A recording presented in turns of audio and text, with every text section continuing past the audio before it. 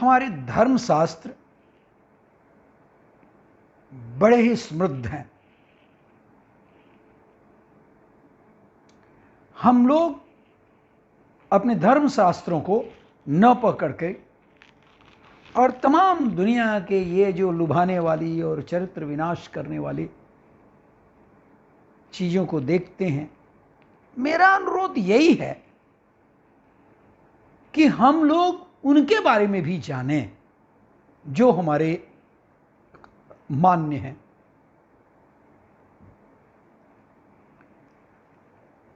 मैं आपको भगवान सूर्य के परिवार के बारे में थोड़ा सा चर्चा करूंगा। जैसे कि शास्त्रों में मान्यता है, उसके अनुसार भगवान सूर्य महर्षि कश्यप के पुत्र थे और उनकी माता का नाम अदिति। ये जितने देवता पैदा हुए सब कश्यप और अदिति के द्वारा। तो अदिति पुत्र होने के नाते उनका भगवान सूर्य का एक नाम आदित्य भी है। सूर्यदेव के जन्म के संबंध में एक कथा बड़ी प्रचलित है। एक बार दैत्य दानों ने मिलकर देवताओं को पराजित कर लिया और स्वर्ग पर कब्जा कर लिया। पराजित देवताओं को इस कारण इधर उधर भटकना पड़ा। अब देवताओं की मां अदिति इस हार से निराश होकर और सूर्य की उपासना करने लगी। अदिति के तप से प्रसन्न होकर सूर्यदेव प्रकट हुए और उन्होंने देवी अदिति से कहा कि मैं अपने 1000वें अंश से आपके गर्भ में जन्म लूंगा और उससे आपके पुत्रों की रक्षा करूंगा।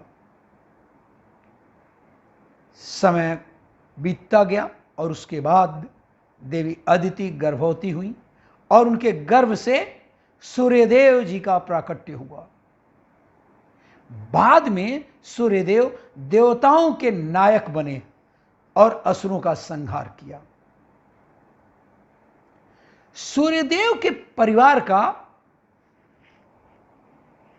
मत्स्य पुराण, भविष्य पुराण, ब्रह्म पुराण, मार्कंडेय पुराण, पद्म पुराण और सांब पुराण में भी चर्चा है। भगवान सूर्य उत्पत्ति के समय एक विशाल गोलाकार पिंड के रूप में प्रकाशमान थे। उनका एक नाम मार्तंड भी है। देवशिल्पी विश्वकर्मा ने अपनी पुत्री संज्ञा का विवाह उनके साथ किया था। मतलब अब सूर्य की पत्नी कौन? संज्ञा। संज्ञा किसकी पुत्री थी? विश्वकर्मा की। अब सूर्य का इतना प्रचंड तेज था जो संज्ञा के लिए पत्नी तो हो गई, लेकिन यह असहनीय था। इतना आप स्वयं सोचिए कि सूर्य के पास जाना और उनके तेज से उनके पास रहना, उनके तेज की उपस्थिति में कितना असहनीय था। इस तेज के कारण उनकी आंखें मूंद जाती थी, फिर भी वह सभी प्रकार से अपने पति को संतुष्ट करती थी। और उसी स्थिति में संज्ञा से, उनकी पत्नी संज्ञा से वैवस्त, मनु, यम, अरे वही यमराज और यमुना नाम की 3 संतानें हुई। संज्ञा के मन में अपने पति के सुंदर रूप को स्पष्ट न देखने का हमेशा ही दुख बना रहता था।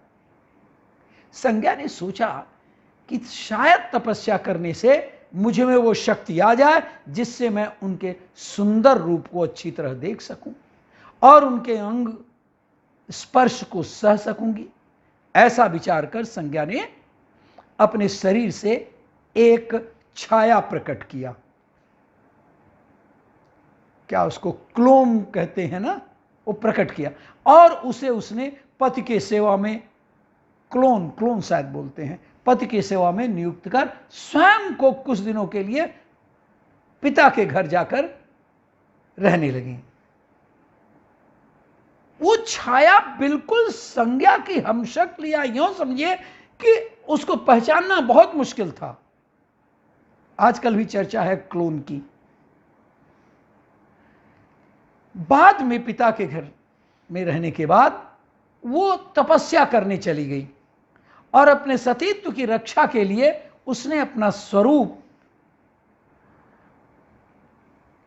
अश्विनी का बना लिया। अश्विनी मेरा मतलब है अश्व की माने फीमेल हॉर्स, अश्विनी का बना लिया।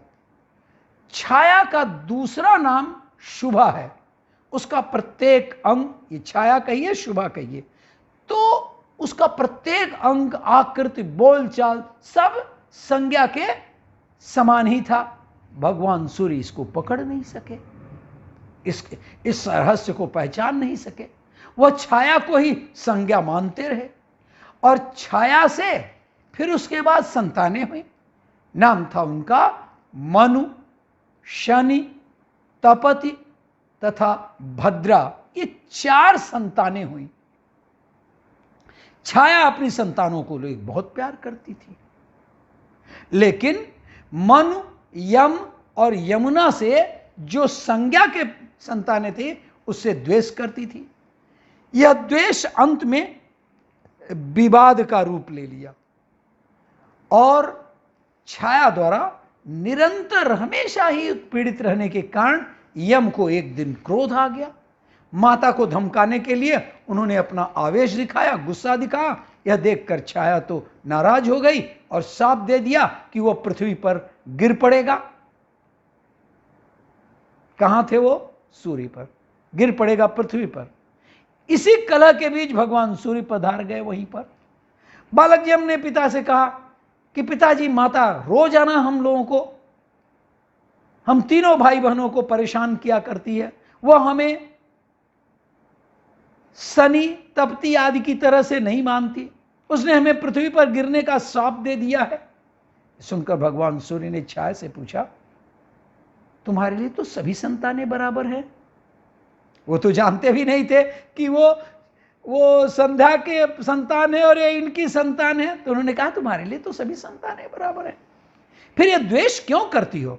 भगवान सूर्य ने कहा, यम अब पृथ्वी पर नहीं जाएगा, ये मेरा वरदान है, मेरा आशीर्वाद है।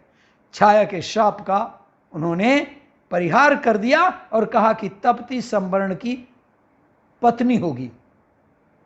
विंध्याचल के दक्षिण में तपति और उत्तर की ओर यमुना बहेगी।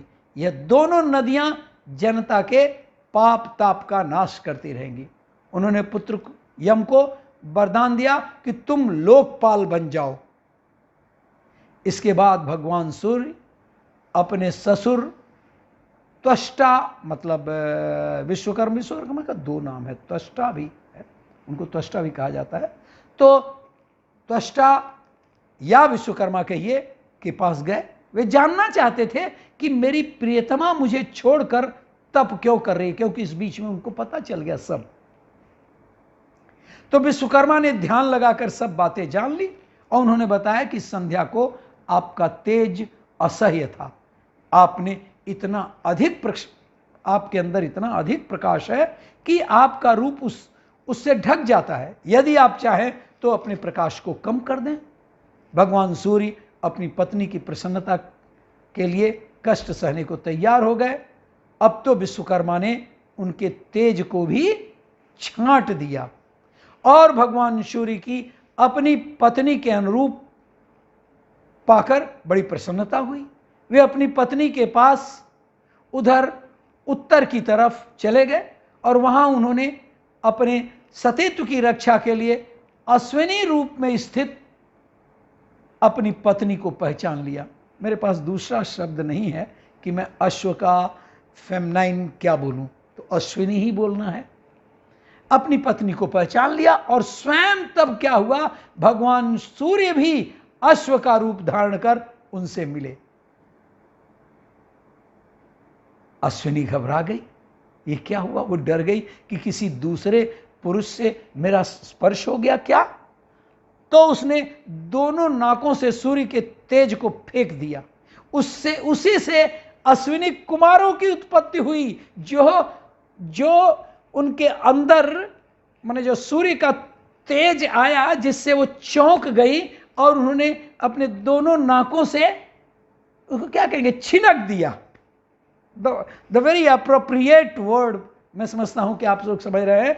और उसी से आप लोग जानते हैं अश्विनी कुमारों का नाम, ये उसी से अश्विनी कुमारों की उत्पत्ति हुई। आपने ये भी जाना कि ये सूर्य के तेज से उत्पन्न है और इस तेज के अंतिम अंश से रेवत की उत्पत्ति हुई।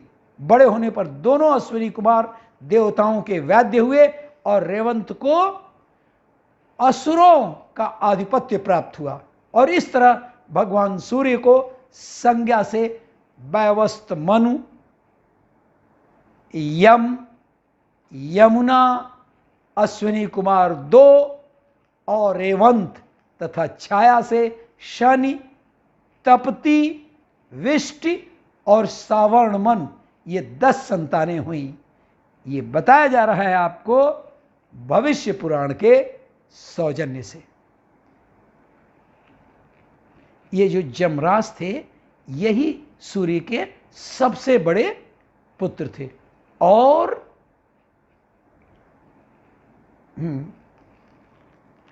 बता दूं फिर से, क्योंकि मुझे शायद ऐसा लगा कि आप स्पष्ट नहीं है। और संज्ञा की पहली संतान है देवी यमुना, सूर्यदेव और संज्ञा की दूसरी।